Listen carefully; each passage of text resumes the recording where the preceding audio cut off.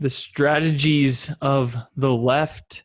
Welcome everyone to Polypat. Polypat is back, and we're taking a little break from our scripture studies today to talk about something highly relevant in America and throughout the world, really, which is strategies of the left, of liberal regimes, you could say, because it's very important to become aware of what's going on and like how things are playing out. You know, St. Paul tells us in 2 Corinthians 2 that we're not ignorant of the designs of the evil one, and we're not supposed to be ignorant, but we're supposed to actually know, like, hey, here's how the principalities and powers are working through certain systems, and here's what's coming, so that we can know how best to fight and how best to spread the gospel in the midst of a takeover, basically.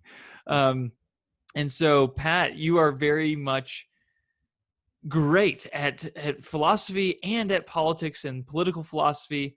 And we've had so many off the air conversations about politics and what's going on with Trump and Biden and like all of these things. Now with this new administration, that we were like, we should record an episode where we just talk about and kind of go point by point through strategies of the left, so that people can be aware of like what they're consuming with the media and like how things are playing out. And because the more aware we are, the better we can be equipped, like I said, to spread the gospel and to not get duped by any of the lies that are floating out there. So welcome, Pat. And what initial comments do you have about all of this? Well, the first comment is I actually don't like focusing on politics too much. Now, politics, it's the affairs of men. So it's something that we're naturally inclined toward. We are social, political animals, so we'll always be engaged in politics. I just really like talking, metaphysics and theology so much more. And maybe that's because I'm always so annoyed about what's going on politically that it's just, and I hate to always be, a downer. So I have to say, I'm not somebody who's inclined to want to have these types of conversations, but I think they're necessary. I think they can't be ignored. And I think we need to show that we have to be willing to have these types of conversations, because one of the tactics of the left is control through silencing, bullying, censorship, and intimidation. So if nothing else, we need to show that conversation can and will be had, and that we will not accept the intimidation tactics of the left. So that's why we're here. And I'm looking forward to seeing where this goes. And when this episode gets taken down from all the media sources, you'll know that we spoke the truth. Right. Maybe we should just start, because, I'm going to, rail into the left a fair amount this episode, as probably has already been hinted at. But, maybe just a few words about President Trump and political thinking in general. I think it's enormously important, especially for Catholics, that our allegiance, our affiliation, our identity is with and in Christ. And as Catholics, that we follow the rule and the guidance of the church. And that's it. That's it. And we use those principles, the principles of revelation, the guidance of the magisterium, to reflect on various political situations, to evaluate various political parties and candidates as fairly and as honestly as we can. And it's never cut and dry. We never, at least in America, at least not these days, find any candidate who perfectly corresponds to church teaching that is also a viable candidate, right? That actually has a chance in any sense. It's almost always, a weighing of pros and cons of lesser and greater evils, and of acting not just with our conscience, but under the obligation to have a well-formed conscience. That's one of the problems of political discourse these days. Is people say, "Well, I'm doing something with a good conscience." Okay, but it also needs to be a well-formed conscience. That's one of our moral obligations, is to form our conscience in accordance with the teachings of the church, which can also be borne out philosophically through an understanding of the natural law. Now, why do I bring this up? Is because I see very often, and this is certainly true in America, I can't speak for other cultures. I don't spend time there, where people put greater allegiance in political parties, affiliations, and candidates than they do to the Catholic Church. And this is true of Catholics for sure. So, I voted for Trump in 2016. I voted for him in 2020. He was far better than Hillary, but he wasn't a perfect candidate. And so before I start going off on the left, if I were to just kind of like grade Trump on where I think he did a good job, I think he did a great job with judge appointments, pro-life conservative judge appointments, the Supreme Court. That was a big win. He did a great job with pro-life initiatives, with promoting a pro-life culture. That was a huge thing that I was very happy to have with Trump. Obviously, he did really help the economy to grow and expand, which is nice. He secured historic peace deals. He started no new foreign wars. These are not insignificant accomplishments, and these are accomplishments that I would argue everybody should recognize as positive things, regardless of what else you think about Trump. I'm not sure if And you wanted to we and we have to keep in mind that when Trump did get elected the first time, everyone thought World War III was going to break out and that he would be a warmonger. But actually, he had these peace treaties that he did. There was no foreign war during his presidency. No, and that is so, that's one of the things I always liked about kind of more of the left is they seem to be more anti-war. And I would argue a lot of a lot of what goes on in these foreign wars does not fit the criteria of a just war at Right. all. So I am quite, anti starting new foreign wars, right? So that's something where I would normally side more with the left. Or be more inclined towards the left. And that was why I was very inclined towards many libertarian thinkers who were very, Mhm. against a lot of this, what seemed unjustified, often mass killings, right? Just horrible things that would go on that would hardly ever be reported by the mainstream media, and still aren't in many respects. Interestingly enough, so yeah, I mean that's something where Trump defied the mainstream predictions, as he Mhm. consistently defied mainstream predictions in many respects. He defied them economically. He defied them in terms of peace deals, of not starting new wars. People thought he was just going to launch nuclear bombs over the place. All that, of course, was completely false and was not true. Where did he fail for me? Well, I think a number of his, immigration policies were draconian. I don't think that they were necessary. Does that mean that I'm not for some type of sound, sensible immigration policy? No, I think countries need to have an obligation to protect their citizens, just like I, as the head of my household, have an obligation to protect my family. And that's a more binding obligation that I have before I just start, letting anybody into my house. But of course, I still have an obligation to help other people too. But just as I have proximate obligations to secure my family's safety first, so a nation has obligations to secure the safety of its own citizens, but it still has obligations to help other nations, other citizens as well. So I think you could definitely ding Trump on some of his draconian immigration policies. His rhetoric was often exceedingly unhelpful, bombastic, idiotic, and inarticulate. That I think really, people liked him because he jabbed at other people that they thought were wrong or that kind of bullied them a lot. But he never. My biggest issue with Trump is he just couldn't articulate the arguments, right? Yeah. So he just relied too much on rhetoric and just getting people into a fever. You want somebody who can really articulate the positions, and he just couldn't. Um, so yeah, his rhetoric, of course, and I think this is something that people have consistently pointed out with Trump. Um, and I just don't think in many issues that he was even pro-life enough. He wanted to make exceptions on the pro-life thing. He didn't push it hard enough. Mhm. So I do criticize him for. I mean, he's still probably the best pro-life president, certainly in my lifetime, that I've seen. But he could and should have gone much further with that. He also should have done much more, far more early on to protect freedom of speech, fight against censorship, and break up the big tech conglomerate. Yeah. That was a huge failure of Trump, and it might actually be what ultimately dud him in at the end to not do that. I mean, there were early warning signs, major issues with this very early on. People were calling on him, hey, you got to step up. And it's not just with big tech, but at college campuses, this whole horrible assault on freedom of speech if you at all dissent from the mainstream sort of liberal narrative, is very frightening. And Trump really did not do enough to fight back against that. And that was a huge failure of Trump. That's something that I And think is a very legit criticism that you can have of him.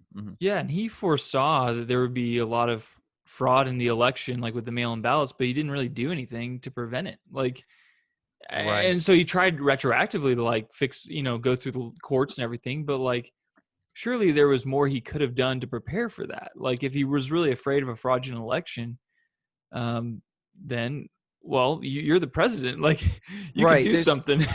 Bill Barr, said it really well before. He says, like, look, there's enough tensions and heat already going to this election. Like, imagine that it's a big sporting event, right?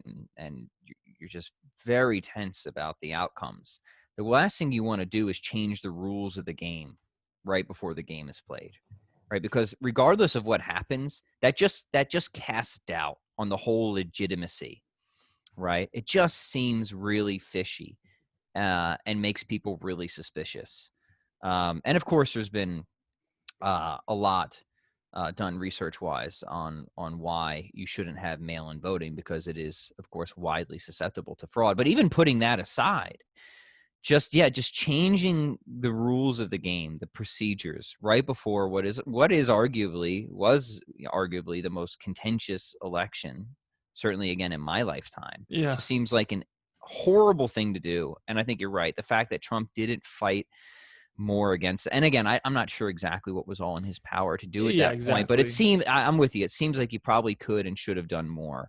And all conservatives, Republicans should and could have done more on that. So that's so all that's to say is, what I wish people would do, and this is something that I often try to remind myself of, is that we have to just, if we're evaluating political candidates, it can't just be, well, I'm a Republican and they're a Democrat, therefore everything they do is wrong, or vice versa. It has to be issue by issue, policy by policy. Yeah. That's the only fair way to do it. Which is hard because these candidates run on a platform or align themselves with a party. So it's kind of like if you vote for a certain candidate, you get like the grouping of policies as well. Like it's kind of like you can't separate them out too much. But yeah, when evaluating, we need to be very focused on that. I think the litmus test, like we've talked about before, is abortion. Like, if someone supports abortion in any way, like, I don't trust you on any policy. I don't even care. I don't even care what you think about immigration or the economy, because you believe in killing innocent life.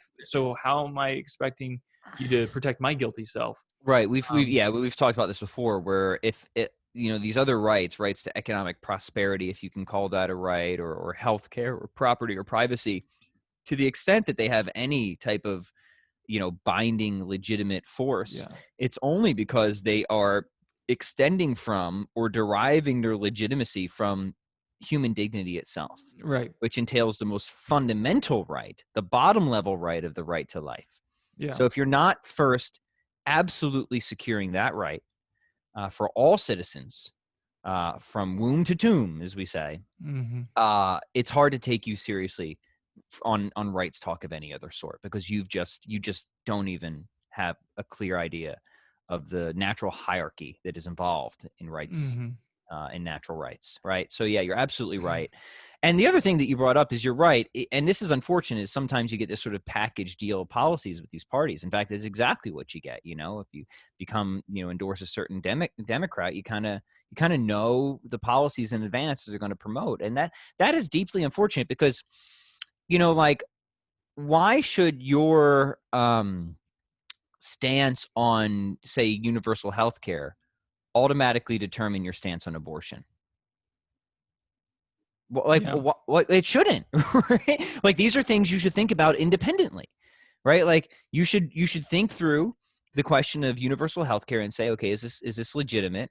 Can we make a moral claim that this is a right? That's one question. Then is this something that is practically achievable? And if it is, would it be better than the system we have now? So lots of considerations there, and they're all fine and important things to consider. But what is the immediate link to that? That you would automatically just assume, yes, because I'm for universal health care and it aligns with this Democratic Party, therefore I should automatically assume their position on abortion. That makes no sense. Right. Right? It makes no sense whatsoever. And I would argue you could be for universal health care, but you should never be for abortion, Right. right? Ever. So that's kind of the issue with the sort of tribalistic partisan Mm, politics in America is oftentimes people have their one kind of pet issue. And it might be a very important issue. Sometimes it might not be the most important issue. We would argue that, of course, abortion is a preeminent issue because of how much it mhm. strikes at the most fundamental right that we have, that it does and should take precedence. But sometimes people will care, say, about tax policy or health care, and they'll say, oh, I like what the Democrats say about this, and then they'll just adopt everything else that comes with the Democratic Party completely uncritically, and Right. that's intellectually lazy, and it's I think it's stupid. Mhm. And same thing, even though I care deeply about the abortion issue, there's other things with the mainstream, just kind of American Republican positions that I disagree with, that I don't take on board. But I would argue that I would still vote for the person who's ardently and strongly pro-life, because my intention is, of course, to secure that most fundamental right, even if I don't agree with some of their other positions, right? And that gets into doctrine of double effect reasoning and stuff Yeah. like that, right? Um, so if I had a request for anybody who's listening, is just you have to think through issues independently, right? There's no reason that you should just uncritically assume whatever the party's policy Mhm. is on everything just because you like where they stand on one particular issue, right? Yeah.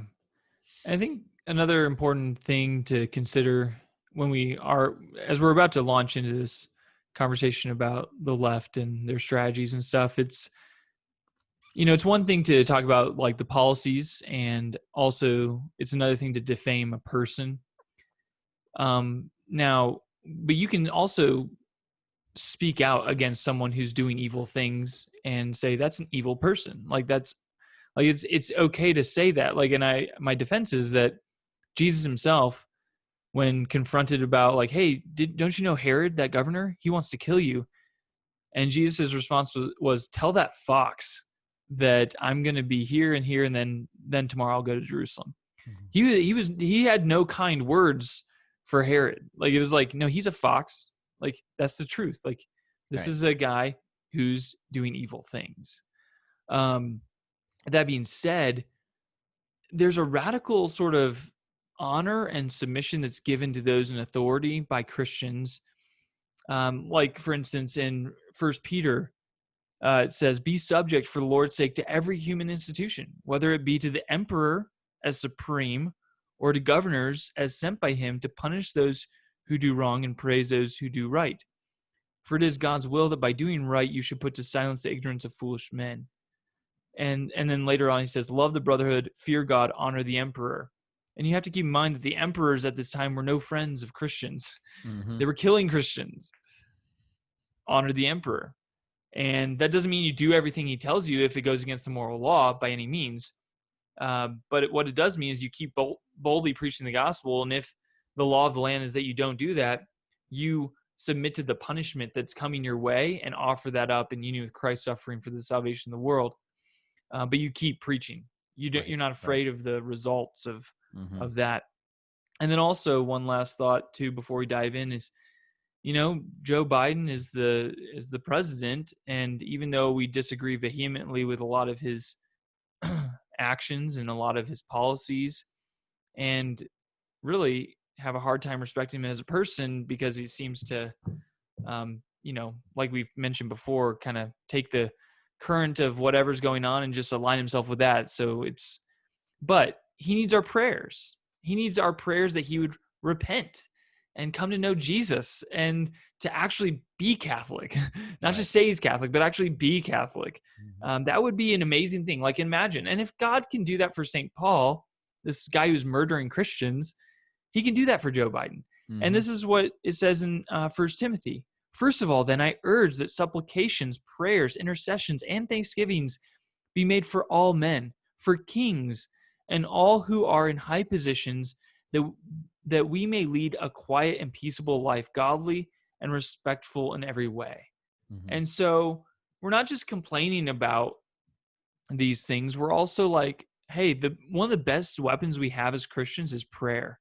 Let's pray for the leadership's conversions. No one is immune to God's grace. Like everyone can convert. Like it's possible.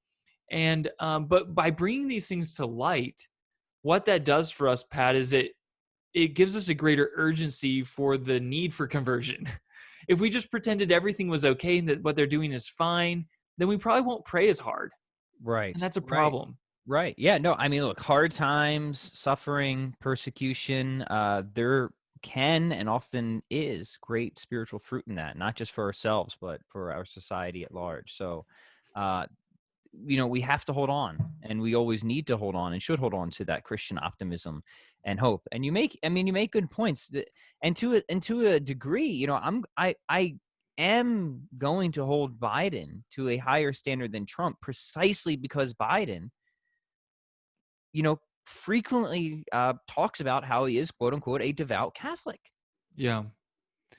And And that as is brothers, we need to rebuke him. Like, I right. mean, and say, hey, you're not being Catholic right now. You're supporting abortion, which is intrinsically evil and totally against church teaching in every Right. way.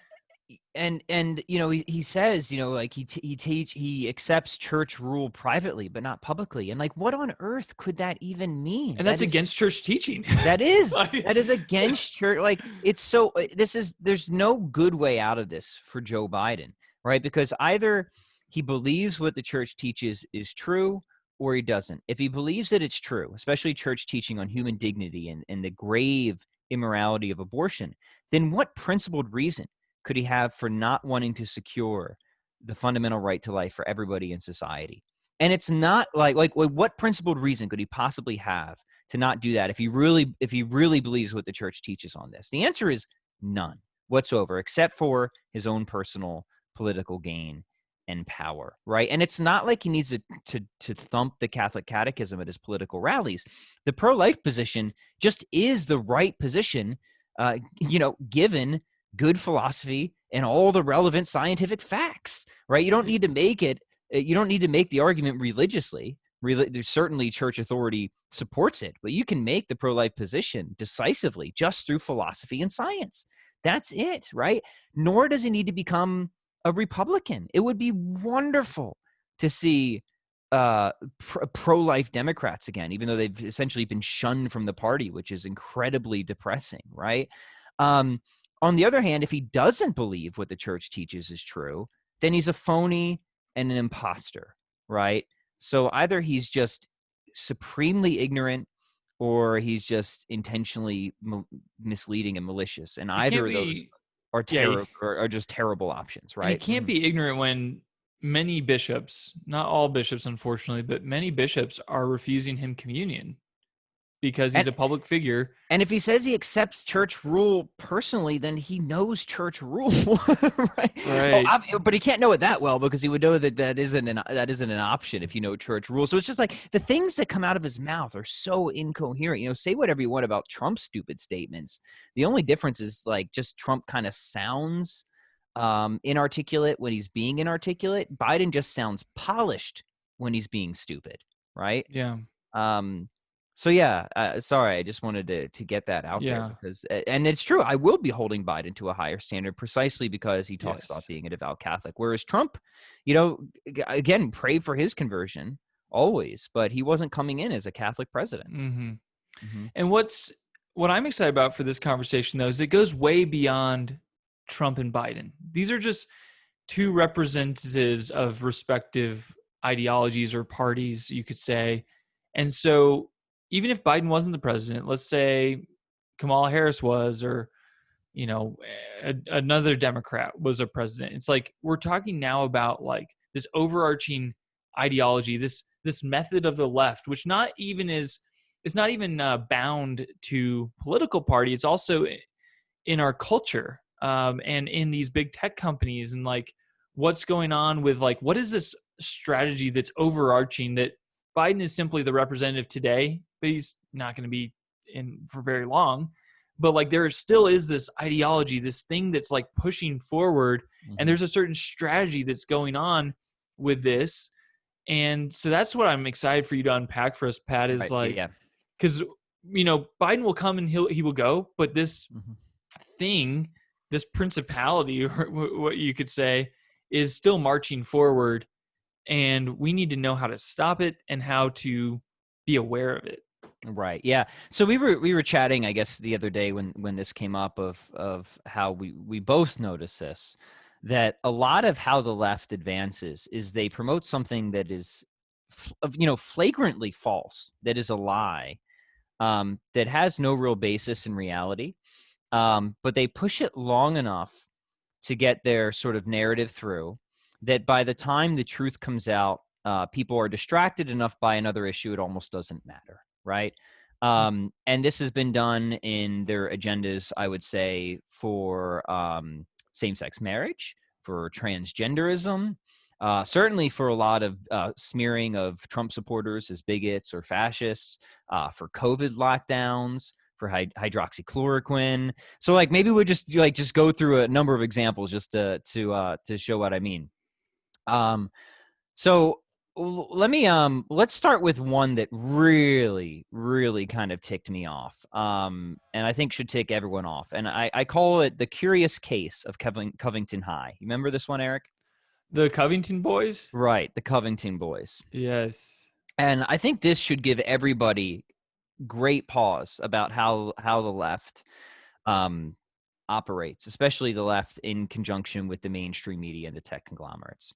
Now, if you weren't familiar with this, what happened was a clip was taken at the March for Life of young high school kids from Covington High wearing Trump hats, right? When was And this again? What year? It's like, I think was this been last year or the year before? yeah, it was pretty recent, like 2018 or Yeah, 2019, it I was think. under the Trump administration, right? Yeah. And what happened is the clip came out, and there was this Indian man named Nathan Phillips who was kind of banging a drum, and this young kid with a Trump hat kind of sitting there like smiling at him. That it could have looked like the kid was bullying this guy, or kind of like trying to intimidate him or something like this, right? So this whole narrative gets spun, right? That these racist, bigoted, uh, bully Trump supporters at the March for Life. So it wasn't just trying to like tear down Trump supporters; it was trying to tear down the March for Life too. Of just look how intolerant and horrible they were. Like really just slandered this kid, this entire high school. Everybody was throwing them under the bus, including, very unfortunately, certain Catholic bishops as well, Yeah. just immediately. Well, what happens is eventually the full clips come out, and you get full like hour to 2 hours of footage of what actually went on. And what we learn, and if people haven't watched this, Google The Curious Case of Covington High Chronicles of Strength. You can go right to my website. I linked the full clips. I didn't even really comment because there's no comment necessary. Just watch and you'll see for yourself that the narrative was completely false. In fact, it wasn't just false, it was pretty much the opposite of what happened. The boys were standing there entirely peacefully. They were being agitated by this group known as the Black Hebrew Israelites, who were saying the most grotesque, vile, and racist things that you have ever heard in your life towards many of these kids and other people there. Such vile things, I won't even dare to repeat them. You'll have to watch the clips. And this Nathan Phillips guy, who is known to be an agitator, he came up and he was the one that approached the boys and was agitating them. And the kid was just smiling there kind of nervously. He wasn't going up to this guy or anything even close to it. So not only was the narrative completely false, but it was, again, almost essentially the exact opposite of how the left and the mainstream media portrayed it. The racists were not the boys; it was this other group. The agitators were not the boys; it was this Nathan Phillips guy. But what mattered? What became of that? Well, once the truth finally came out, the damage was already done, right? This poor kid's name was already slandered. Mm. And Trump supporters, young Trump supporters, were already deemed, look how horrible they are, especially these March for Life people. So it wasn't just Trump supporters, but March for Life. Look how bigoted they are, and this or that. And it just wasn't true. It was a complete lie. And it's hard to see how it wasn't an intentional lie, right? Because whoever released those initial clips probably had the fuller scene, the fuller picture, and they decided to spin it. in an intentionally misrepresentative way, which is an evil, evil thing. Now, fortunately, there has been some restitution because this kid, the primary kid, Nicholas Salmon, sued these outlets and received significant restitution, from my understanding. But the cultural damage was done and the narrative was advanced. So in a sense, it's just too little too late, right?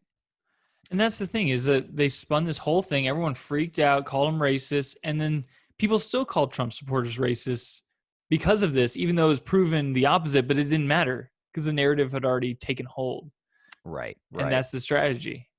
Yeah. So that's just one example. People might say that's a mild example, but it's a common example of how this works. So that's a stage setter. Let's take another interesting one of hydroxychloroquine, right? Because this was something that was suggested that might help with people who catch COVID. And people were unsure at first, and then Trump started touting it. And then as soon as Trump touted it, everybody said that he's an insane, unscientific person, and that it's reckless and dangerous for him to promote something like this. And then then it just kind of completely fell away, right? Even though there were many other medical people saying, actually, Trump might be onto something here, and we shouldn't dismiss something just because Trump endorses it, right? Well, as it turns out, Trump, though he was inarticulate, wasn't actually wrong, and the mainstream narrative of this was wrong. So I have in front of me a systematic review that was published in November of 2020, and the title is, and we can link all these resources in the show notes. Called "Hydroxychloroquine is effective and consistently so when provided early for COVID-19." A systematic review. Now, I'll just read a little bit of the abstract here, just to give people an idea. Hydroxychloroquine has shown efficacy against coronavirus disease in some but not all studies. We hypothesize that a systematic review would show hydroxychloroquine to be effective against COVID-19, more effective when provided earlier, not associated with worsening disease, and safe.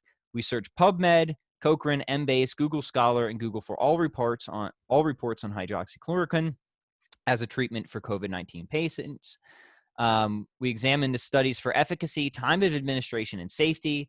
Hydroxychloroquine was found to be consistently effective against COVID-19 when provided early in the outpatient setting. It was also found to be overall effective in inpatient studies. No unbiased study found worse outcomes with HCQ use. No mortality or serious safety adverse events were found. HCQ is consistently effective against COVID-19 when provided early in the outpatient setting. It is overall effective against COVID-19. It has not produced worsening of disease, and it is safe. Now, why is that important? It seems kind of a minor thing, and this is, but it's hugely important because it shows that the mainstream left was willing to forgo what now seems to be an effective and safe treatment for people who catch COVID, and hinder people's health just because they couldn't bear the idea that Trump might have said something that could be right or could be worth looking into.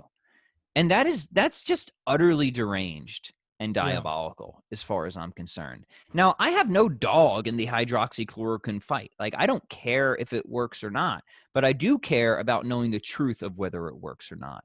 And there's something really sinister and really frightening about a political agenda that will overlook treatments for people's health, coronavirus or otherwise, just because they are intent on subverting a particular political candidate. So they lied. They lied about this, or at least they grossly over-exaggerated what they were saying, went far beyond what the scientific basis was at the time when they were completely damning this potential treatment, rather than saying, well, maybe we're just not sure, right? At most, they could have said, we're not sure yet, but we should research it further. No, they went way further than that. And now look, and now look, like, but again, the damage is done. Right now, it doesn't matter. So the point is, so much of this leftist strategy is they push a lie, and they bank on the truth, because it's always easier to put a lie out there, right? It takes almost no effort. And especially if you have a bunch of people that can all get, in this sort of left-wing media complex push it simultaneously, that by the time that, people do research, and because look, it's always much more difficult, much more arduous to get to the truth of something than it is to promote a lie. Always. So people who are after truth are always going to be just mechanically disadvantaged because it's just harder to figure out truth than it is to promote a lie. That by the time the truth starts coming out, with like this study published in November, like we're so far past that conversation now, it doesn't matter, right? It just doesn't matter. And it's not like any of these mainstream media outlets are talking about this recent systematic review. And they Right. got what they wanted. They shamed and made Trump look like a terrible liar Anti-scientific and idiot, right? anti-scientific, and that perhaps helps Biden get elected. Like, I mean, and so they got the result they wanted by using an evil means, namely lying and slander. I think what's ironic, Pat, though, is that on the other side of things, there was a lot of accusations about Trump lying and like putting things out there, and then the media having to uncover the truth. And so I wonder if it does go both ways. I mean, I'd have to look at examples of that, but at least in these examples, it seems like there really is a systematic thing that the mainstream media is doing. Right. And Well, first, I think the fair person has to say you have to take it case by case. So I'm yeah, not going to dismiss out of hand that might be the case. Trump has been known to grossly exaggerate many things. I think he's often directionally accurate, but just not very precise, if that makes mm-hmm. sense. And other times he is just wrong. But the thing about the mainstream media, which is pretty much synonymous with the left-wing political agenda these days, is that they're so consistently wrong on the things that I'm very sure about, like abortion, right? For example, they're so consistently wrong on abortion, ethically, certainly ethically, but also scientifically, the way they present it. And so again, are they that ignorant or are they just lying about it? Like, and if they're so consistently wrong about big things that I know they're wrong about, why should I trust them on things that I don't know about? Yeah. Right? People should think about that, right? Like if some, outlet is wrong on 3 big issues that you really know very well, right? And you know that they're consistently wrong about that. It seems like they might even be intentionally wrong about those things. At what point should they lose credibility on everything else, right? Mm-hmm. I don't know exactly where that point is, but it seems to me that the mainstream media has struck out enough times on things that I do know enough about that there's no reason I'm just gonna, on the surface, take them at their word on virtually anything at this point. And it's so funny when people are like, well, where'd you get that source from? And people say maybe like Fox News or CNN or MSNBC, like one of the mainstream media. And it's like, are they trustworthy though? Like, is that a trustworthy news outlet? And or maybe they'll demolish someone that says like, oh, I got it from the Epoch Times, or I got it from this really small mom and pop venue for news outlet, or so. I don't know what an example would be. And they Mm-hmm. instantly are like, well, that's not credible. It's like, well, wait, is the mainstream media, is that credible? Like, so it's an interesting thing to think about because now there's a serious trust issue in America. Mm-hmm. Like, I think enough people do not trust the mainstream media to where it's like, well, then where do we turn to get accurate information?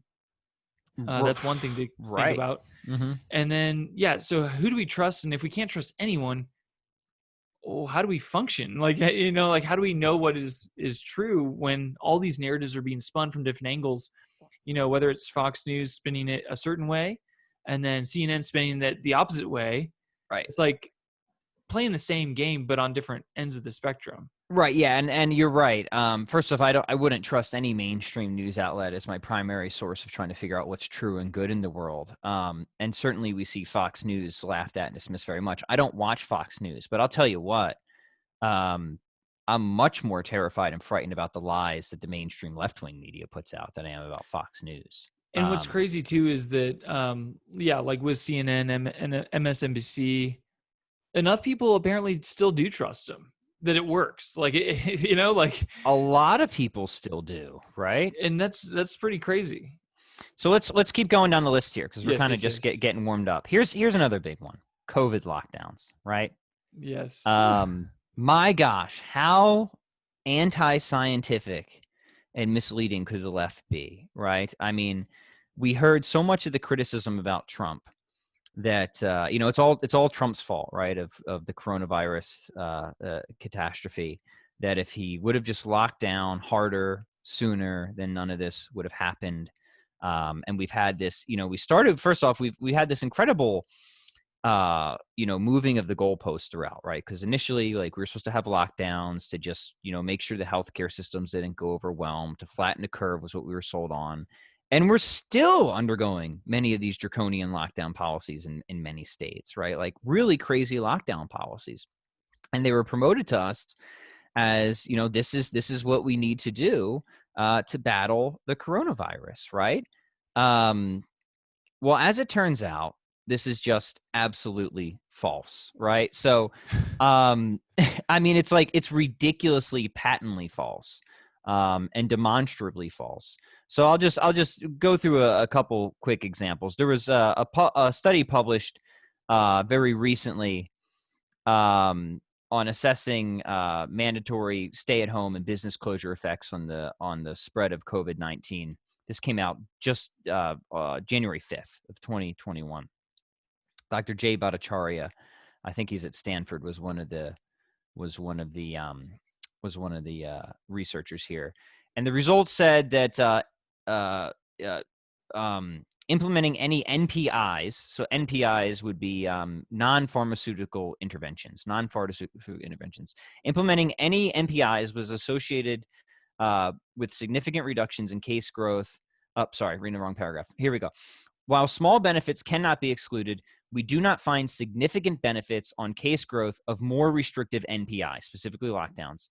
Similar reductions in case growth may be achievable with less restrictive interventions. Now, that's about the nicest study I've read about lockdowns and stuff like this. So lockdowns make no meaningful difference at all. They just cause harm.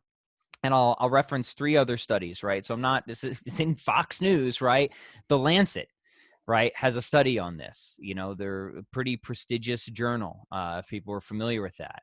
And they found that, quote, government actions such as border closures, full lockdowns, and a high rate of COVID-19 testing were not associated with statistically significant reductions in the number of critical cases or overall mortality. That's from the Lancet. Frontiers in Public Health, another published study, quoting, stringency of the measures settled to fight a pandemia, including lockdown, did not appear to be linked with death rate. Tel Aviv University had a study. We would have expected to see fewer COVID-19 fatalities in countries with a tighter lockdown, but their data reveals that this is not the case. So lockdowns don't work. They don't work. They cause harm and they don't save lives, right? And trying to blame Trump for all the, which is ridiculous, right? Trump's the president, but like we have a federal system for a reason, right? Like governors have responsibilities, state legislators have responsibility. Like you can't just blame everything on the president all the time. And this works both ways, right? Like if something's going on that we don't like, that clearly isn't or won't be Joe Biden's fault in the future, I hope we don't point directly to Joe Biden if it clearly isn't his fault. Right. Mm-hmm. But this was another thing that was promoted, that the mainstream media promoted, that we need to do it, right? We need to do these lockdowns. This is the patriotic thing to do. It caused enormous damage that we still haven't even been able to calculate. And we're not even sure how it's all going to bear out in the future. And who's on scientific now? There's tons of models and estimates, and they're all terrible of the long-term effects of this. Well, the CDC came out, right, and said that they did a study on that people from the age of 18 to 24, 1 in every 4 of them have now contemplated suicide in the year 2020, or during the specific months of like lockdown. Right. Okay. Right. That can't be healthy. So yeah, you may, and obviously it's not. Well, I'll give you more. So Bhattacharya, he's part of the, another, there are a lot of great relevant medical doctors who've spoken out about lockdowns, but for some reason they don't get highlighted by the mainstream media. But they've been talking about the collateral damage of COVID lockdown policies on suppressed medical and cancer screenings, inflation in acute cardiovascular deaths, mental health distress, what you're talking about, but especially among the elderly, increased relapse risk, alcohol abuse, domestic abuse. I mean, the list just goes on, right? And the fact that this is never even discussed is horrendous, right? Because if there's anything else we should know about public policy, it's that you can't be completely myopic. You can't just focus on just one thing and focusing all your attention, energy, and resources on one thing without considering how that isn't going to have a ripple effect Mhm. throughout other sectors of society at large. That's hugely idiotic and irresponsible. So without even admitting other considerations, we have, again, a huge issue of negligence on the mainstream media and the left. But we were just sold something that never had a scientific basis as science. And as the science continues to come out on it, it's not admitted, it's not acknowledged, but the damage has already been done. The narrative has Right. been pushed through, and it probably served its purpose. If we're just being honest, and again, I don't have a study to confirm this, but you can't help but wonder if a lot of this was just a way to just increase distress and dissatisfaction to get Trump out, right? Yeah. That's not a completely implausible hypothesis, And to especially. take away our freedoms and control us. I mean, not to mention, like, now the government, like, okay, we've shown that they can just snap their fingers and like all restaurants go out of business basically. It's um such a horrendous, evil, because it's so important to understand that those who impose burdens have the burden of proof. Now, government does have the authority to make, certain moves and suppress certain rights for the common good in cases of emergency. Um, but as you know, so I think probably when we were super uncertain, maybe you could have made a case for those initial, lockdowns for the 15 days, right? I say probably only because we already had, uh, an overwhelming consensus prior to the COVID situation that lockdowns weren't effective. And somehow this consensus started to be like overturned. So, but whatever, mhm. put that aside. What certainly isn't justified is going long beyond that, especially after seeing the data come in that these aren't making a meaningful difference and continuing to ruin people's lives, enact all these, other enormous tolls, and then continue to act like this is some type of scientific thing when it just isn't. It just isn't at all, right? So I just mentioned 3 studies that completely, um, refute the idea that lockdowns have not only any Mhm. scientific basis for their effectiveness, but show that they're not effective. And why? But again, the damage is already done. The narrative has been pushed through. So what And difference is it going to make, right? yeah, and just to take a brief step back as to like, well, why would they want to do this, and there's a book out there, I don't know if you've read it, Pat, called Rules for Radicals by I Saul have heard of Alinsky. it. Yeah. Uh huh. I haven't read the whole thing, but I read a book that talked about this, and my own mother's read it because she wanted to, because basically this is like President Obama, this was like his playbook, and Hillary Clinton, like she did her like thesis, I think, on Saul Alinsky's book, which he dedicated the book to Lucifer, by the way, the first rebel, which is a pretty big red flag. Right. Right. Maybe he did it out of jest. I don't know. But either way, it is dedicated to Lucifer. But anyway, one of the big things in that book apparently is the ends do justify the means in that book. And so one of the strategies of usurping power is to just target someone, anyone, target an enemy, target someone, and just bash them and let people ignore the issues. Just bash this person. And then you can do whatever you want. You can slander, you can lie, but you're going to bash that person and then you're going to be taking power. And Right. that's like one of Right. the tactics of this Rules for Radicals. And that's exactly what we've seen played out in this last election with, or really the whole Trump presidency. And even before that with Obama bashing Bush and like blaming everything on Bush. Mm-hmm. I'm sure it goes both ways. Like I'm not sure Yeah. Trump was very friendly to Obama, and what he did. But I'm just saying, like, there's a reason why they were so focused on Trump. And if it's not Trump, it's gonna be someone else. Because guess Yeah. what? That distracts the masses from actually talking about the issues, Of course. and they can insert all these things that, hey, but at least it's not this guy. Right. And it's Yep. like, well, that's just rules for radical playbook like being played out because they want to Right. take power. Yeah, if people think, I have a couple things to say for that, right? That the left will be any more decorous with anybody that isn't Trump. I mean, you don't know the left, right? They slandered and called all sorts of Republicans the worst, most vile names. Trump might have made it easier for them to do with like his tweets and stuff, but please, this is what the left does. So do not delude yourself to think that if you have somebody else that Trump, that the left is ever going to elevate their behavior, because you're right, this is their playbook, and part of it stems from their deeper, poor ethical commitments of being largely utilitarian, right? Leftist ideology, kind of with its roots in Marxism and liberalism, is suffused with utilitarian ethical assumptions. So it doesn't matter if we lie. It doesn't matter if we say things that aren't true. It doesn't matter As long as we get what we if we want. riot and burn and break laws, because at the end of the day, we'll get Trump gone, and it's all worth it. And that is an evil, evil thing, and nobody can justify that. And certainly no conservative could justify that either. Mm-hmm. But hopefully conservatives aren't utilitarians, so we certainly don't and shouldn't follow that type of playbook. Yes. But yeah. All right. So let's just do two others. We'll just be quick here. Remember the gay gene?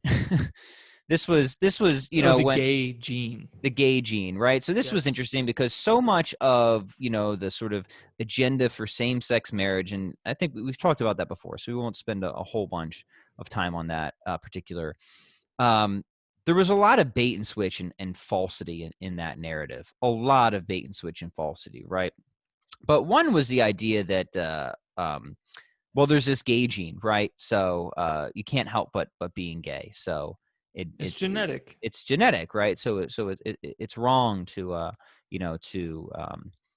discriminate or not allow gay people to get married or whatever. Now, the first thing is that we need to acknowledge is that even if that were true, it's irrelevant, right? Because we could admit that people have certain dispositions, maybe even deep genetic dispositions to certain behaviors. But that doesn't mean that the behavior itself is ethical or acceptable. Like, for example, if somebody had a genetic disposition to be a child molester, we would say, no, we need to make sure that you don't molest children, right? Mm-hmm. Or if somebody had a genetic disposition to want to cut off all their own limbs, we'd say, no, you shouldn't do that, right? Because that's bad. That's objectively bad. So differentiating between having a disposition, whether it's genetic or whether it comes just through the environment that you're raised in or some mix of both, that doesn't mean that the behavior is morally acceptable, right? So that's the first bait and switch, right? Because certainly when it comes to the Catholic Church's teaching, we don't say that anybody who has same-sex attraction is a bad person. Clearly not, right? We all have things that we struggle with. We all have our crosses to carry in life. What we say is that it's the actions that are prohibited, that are immoral, right?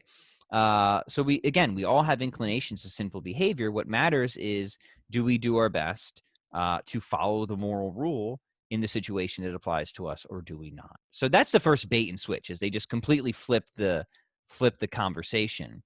And of course, the left being as ever dishonest as they are, that's why you would see on like CNN or this or that, like they would always find some like fundamentalist church that had a sign outside that said like God hates gay people to like, represent the religious view, which is just so fantastically false, right?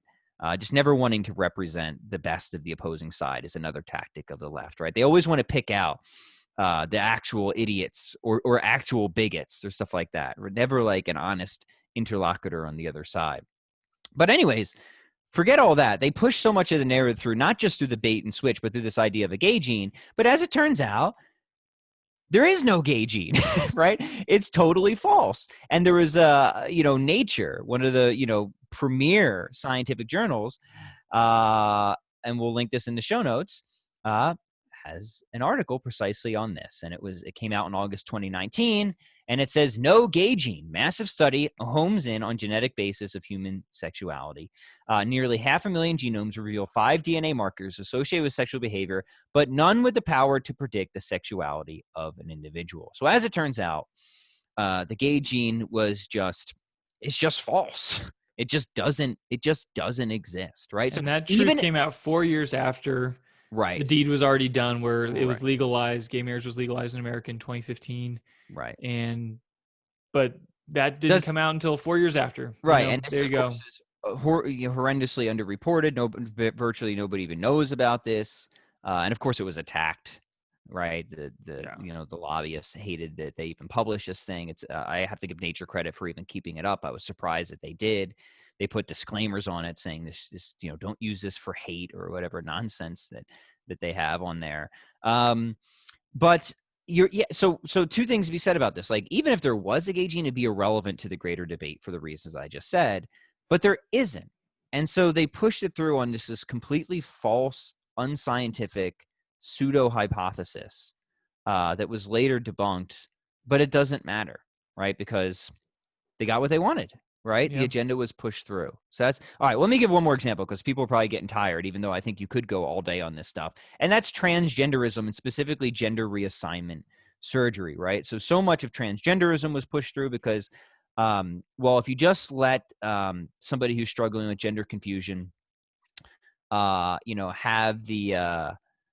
the reassignment surgery, then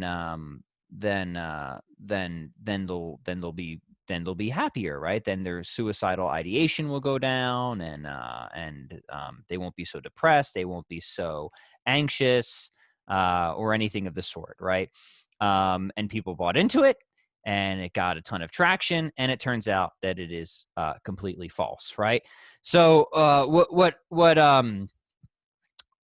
what happened is that I'll give a brief history, right? Is that in October 2019, the American Journal of Psychiatry published a paper titled "Reduction in Mental Health Treatment Utilizing Transgender Individuals After Gender Affirming Surgeries," right? A total population study.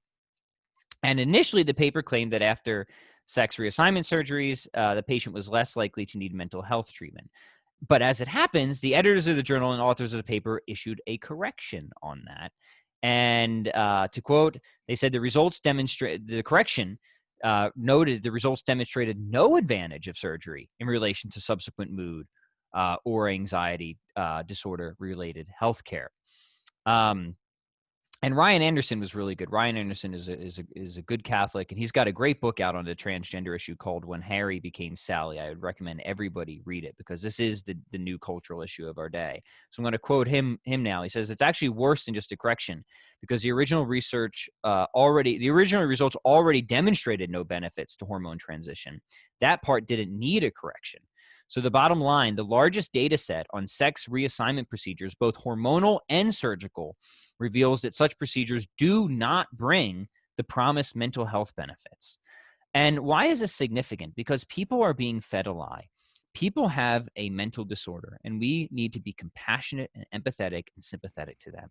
But the last thing you want to do to somebody who's struggling with disorder is feed them a lie and tell them that they're going to have a medical treatment, which is really not a treatment at all, and that can completely disfigure them for the rest of their lives and have life-altering effects that who knows what terribleness that's going to bring down the line, whether it's just giving puberty blockers and hormonal treatments to kids, or full-on just mutilation that they call reassignment surgery. This is diabolical stuff, and it's being sold to young people, and it's based on a lie that's utterly abusive, utterly sinister, and it's all just being used to push this radical gender ideology. And it's just false. But does it matter now? Because now that this correction's out, it's already been so pushed. The gender ideology has already been pushed so forward. It's hard to see what difference this will make.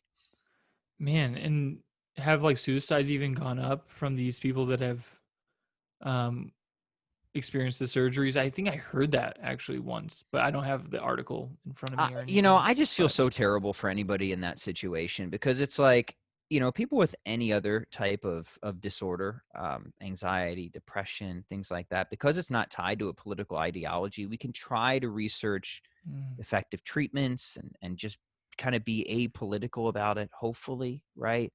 But with the gender stuff, it's so political that you can't really trust an objective evaluation of what's going on. And that's really sad. And I feel just terrible for anybody in that. And in fact, you can almost be assured that you're not going to get an objective evaluation. And that's terrible. I mean, that's a terrible, terrible thing. So I don't know of whether the suicides go up. I guess long term we'll see that probably they do. But even if not, we know that it doesn't help, right? And that Yeah. itself is progress. To know that some treatment isn't actually an effective treatment is progress, right? So we stop doing something to somebody that actually isn't helpful. I think the disconcerting thing is that people don't really care much about the truth. I mean, Right.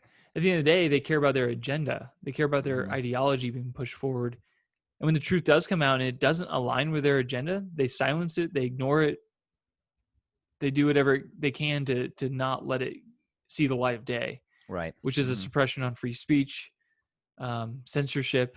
Like we didn't even scratch that surface, but this is all remind me of something in Second Timothy. I think this is a really good verse for our times. It's very appropriate. Second Timothy chapter 3, it says, "But understand this, that in the last days there will come times of stress. For men will be lovers of self, lovers of money, proud, arrogant, abusive, disobedient to their parents, ungrateful, unholy, inhuman, implacable, slanderers, profligates, fierce, haters of good, treacherous, reckless, swollen with conceit, lovers of pleasure rather than lovers of God, holding the form of religion but denying the power of it.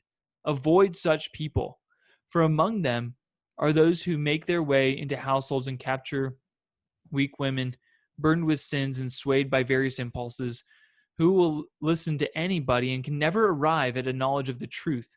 As Jannes and Jambres opposed Moses, so these men also oppose the truth, men of corrupt mind and counterfeit faith.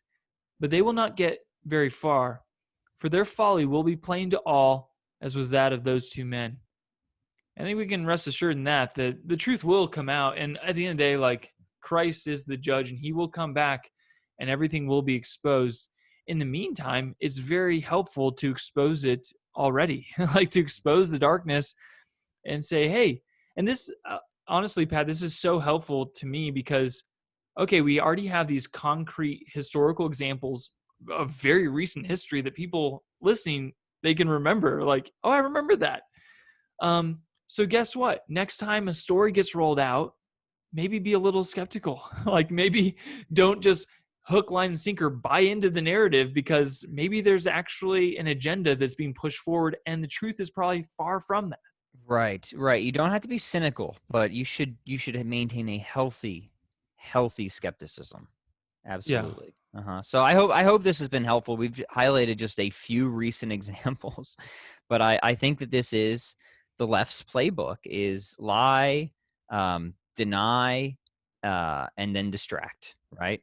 Yeah. um, Consistently again. And then once they kind of get what they want, either in the form of authoritative power or legislation, they just distract. They move on to the next issue, and then it doesn't matter that a year, 3 years, 5 years, 10, however long, that when Yeah. it comes out that, oh yeah, we bought that and that was just totally false. It doesn't matter. It's a sunk cost, right? Yeah. But it does matter, because here's the thing that conservatives learn: we don't have to keep just playing defense, right? The Overton window, or the window of acceptable conversation, right? We try to keep it where it is as conservatives, but the left keeps pushing it. We need to start pushing it back in the other direction. There's no reason that conservatives need to accept the current paradigms on these things. We need to start talking about these horrible ideologies and how abusive they are, and why they need to be out of the public sphere. Mm. um, Especially these promoting uh, you know hormone and surgical procedures on children. It's Yeah. grotesque. So we need to start pushing, not just playing defense, but playing offense, Yeah. getting out there and pushing the culture back in the right direction is, I guess, the note I would want to end on. Yes.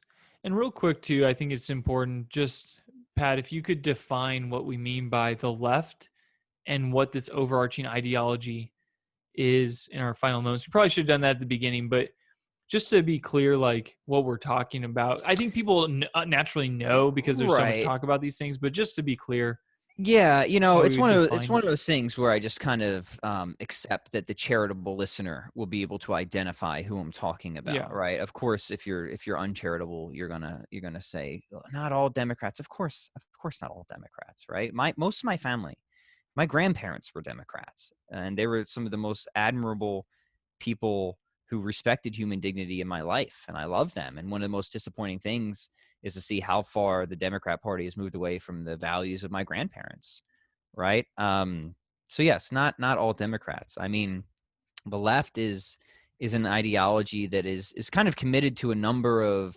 either implicitly, either consciously or unconsciously, a number of philosophical positions, nominalism, utilitarianism, often atheism, if not at least agnosticism, uh, uh, various forms of socialism, communism, right? So it's hard to kind of like really just totally define it, but these are the qualities that sort of set it off or mark it off, right?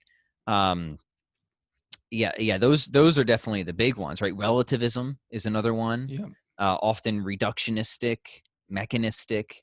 They're anti-realist, in terms of just of there being natures in the world, um, which is very funny because they often talk about how scientific they are, but a lot of their philosophical presuppositions are totally not like they don't even make science possible, right? Yeah. Their relativism, their nominalism. It's hard to see how you even support science on your sort of world. And again, most people who are on the left don't even think about this, but I'm saying these are kind of the underlying philosophical currents that have seeped in and formed the progressive, kind of leftist ideology that we've been trying to battle against, Mm-hmm. whether or not they realize it or not. And that's why it's so important to study philosophy and the history of philosophy to see how different kind of streams of thought have got us to the point that where we are Yeah. progressively over time. So those are just kind of I guess the common markers of the left that I think contribute to the um, types of behavior that we see Mm-hmm. that does arise, as you've noted, Eric, out of a sort of utilitarian commitment to an ends justifying the means towards a sort of Marxist type of society. Mm-hmm. Right. So that's probably as close as the definition I'm going to be able No, to put out there. that's I know it's great. not everybody who's liberal or every Democrat. Obviously, I don't mean that. And I'm not going to be able to convince anybody who is, just looking to be uncharitable that Yeah. isn't, but that's just obviously And right. I think one of the cool things that you just mentioned too of like, hey everyone, like let's push back on this Overton window, like let's push the window over here so we can actually get these other things that are, that being pushed on us. It's like, well, let's fight back.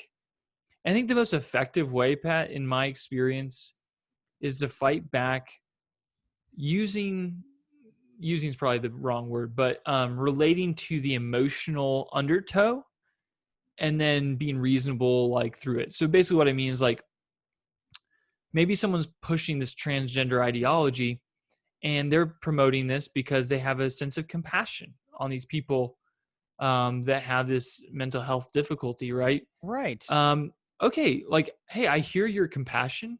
That's a great thing to have compassion for another person. Let's now look together. What would be the best thing for this person? And then we go into the evidence of that. But I Right. think there's like, we can talk about feelings, like, and I think that that's the hard part about this is that there's this unsaid like presupposition that a lot of people on the left have that they are loving and people that oppose them aren't. Yeah. And when we can say, hey, actually, it's precisely because we love someone who has same-sex attraction, which is why we believe this, because this is actually the best thing for them. And so let's talk about what real love really is. Yeah. And so some people will be reasonable and charitable and can speak like that. A lot of people, unfortunately, use those words, compassion, love, as a guise, and they really are just wolf in sheep's clothing, and there really is no Yeah. dialoguing with them. And what we need to do is just expose the fact that they aren't loving, they aren't Right. compassionate, they have this agenda to control, manipulate, and that's what we need to Right, expose. right. And I don't think most people are like that, but I do think there are enough people that are like that, right? I think Yeah. most people are just acting from an emotional level Yep. without really thinking it through because they are generally compassionate and but somewhat gullible. And I know that Yeah. sounds rude, but that's the case. And but part of it comes down from again the deeper philosophical presuppositions where people think, oh, if somebody's feelings are this way, then we should just give them what their feelings are. If they consent to something, well, then we just give them what they consent, thinking that the good of someone is based in fleeting emotions, feelings, or consent. But that's totally wrong, right? The Right. good of somebody is based on human nature and what objectively causes human flourishing, given that we are rational, social, political animals, right? Who are teleologically ordered to certain ends, the highest end being God, but ordered to other good ends, right? And that we can become disordered from those proper ends. And that's why disorder is actually an appropriate language, right? Because it's teleological language. It means that there is something that we should be properly ordered to. Yes. And then it's, well, what is that? And if love is willing the good of the other, the good is being properly ordered to our proper end, then to love somebody is to will their proper ordering, right? Right. That's the true good. And even if somebody is consenting to go away, like, people still get this in many obvious examples, right? If somebody consents to wanting to, drink and do drugs all the time to the point of developing huge addiction, we still say, no, that's bad. It doesn't matter that about your feelings about that or your consent. You're doing something that is objectively bad for you, that is quite disordered, right? And that's why we, at some point, hopefully, as I've had to do, unfortunately, with close family members of mine, you stage an intervention, and at some point you actually use coercion. Now, I'm not saying you should use coercion in all these cases, but there's legitimate cases where we think, okay, this person is so deep in the hole, Mm-hmm. right, that they can't get themselves out, and they're kicking and they're screaming, but because we love them and we know that this is so bad for them, what they want at this point just doesn't matter, right? We're taking them to the rehab facility. And Yeah. people need to think about that, right? Because if it's just somebody's consent or what they're willing or their feelings at the time, then why do we think that it's a good, loving thing to intervene with somebody who's really, deep in the holes of addiction or Mm-hmm. or alcohol abuse or like that? So the point I'm bringing out is like is to just to emphasize what you're saying, right? What is good for somebody is grounded in what perfects human nature. Human nature has set ends, right? And we can either attain those ends or we can steer ourselves away from those ends. We can either be properly ordered or disordered, right? And some ends are proximate, they're related to our animal nature. Other ends are related to our rational nature, and some ends are natural. Other ends are supernatural, right? And and when we talk about loving somebody, it's about willing their good as a human being and trying them to get them to flourish as a human being. And that means Mm-hmm. trying to sit down and have an honest discussion about what that actually means. Because if that's true, then the compassionate thing isn't just what anybody feels at the time or is willing to consent to, but grounded in what is their actual objective good as a human being. Yeah. Right. Mm-hmm.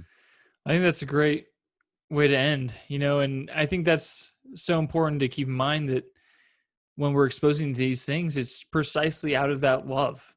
We're willing the good of our listeners by like saying, hey, this is something to be concerned about. This is a strategy of the left. And we want you to be aware so we can fight back and actually promote human flourishing and the dignity of every human life. And we also have to keep in mind that there are so many things that are at work here. Like, we know that our war is not against flesh and blood, but it is against the principalities, the powers, the world rulers over the spiritual darkness, the spiritual hosts of wickedness in the heavenly places, as Paul says in Ephesians. Like, there's a spiritual battle going on, which is why we need to pray. We need to have good dialogue. We need to fight back in the ways that we can, not using weapons that are of this world or weapons that are evil, but overcome evil by doing good. St. Paul tells us. And one of the best things we can do, and if you read the scriptures, they don't mince words with sin. Like sin is sin. Jesus, just read Jesus' own words in the Gospels. He calls the Pharisees a brood of vipers, serpents, sons of the devil, because they were acting wickedly. And so we have to be bold in our love for each other. And it says in Proverbs that the rebukes of a friend are better than the kisses of an enemy. And I think that's something that I'm taking away from this too, is that, wow, like, don't shy away from rebuking the culture. If you really want to help the nation, if you really want to help the world, if you really want to help those affected by various issues, don't just cave into some ideology that in the end doesn't actually promote their good. Right. Yeah. Amen, brother. Good stuff. All right. Thanks everyone for joining. Catch you later.